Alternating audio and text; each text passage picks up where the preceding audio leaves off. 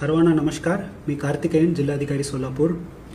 जनगणना 2027 ही भारताच्या पहिल्या डिजिटल जनगणना आहेत.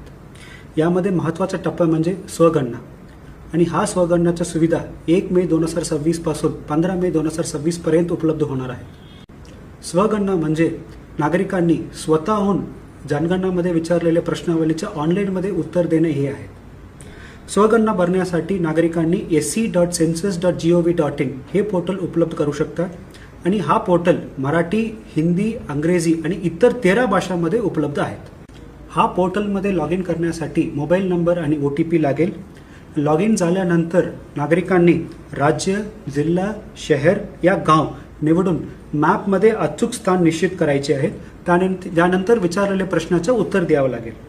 उत्तर देऊन सबमिट केल्यानंतर आपल्याला एक SC ID उपलब्ध होईल, ईमेलद्वारे आणि मेसेजद्वारे.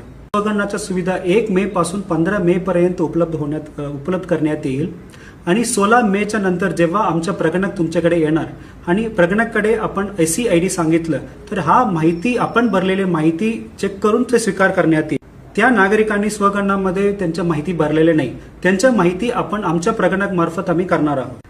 सर्व नागरिकांनी लक्षात ठेवायचे की आम्ही कॉलवरून काहीही माहिती आम्ही विचारणार नाहीये आणि वैयक्तिक माहिती म्हणजे आधार कार्ड असो, पॅन कार्ड नंबर असो या बँक डिटेल्स असो या OTP असो असं माहिती आमच्या प्रगणक तुम्हाला विचारणार नाहीये.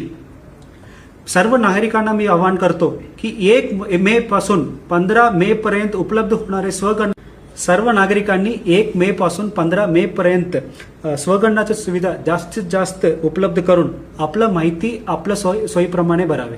धन्यवाद.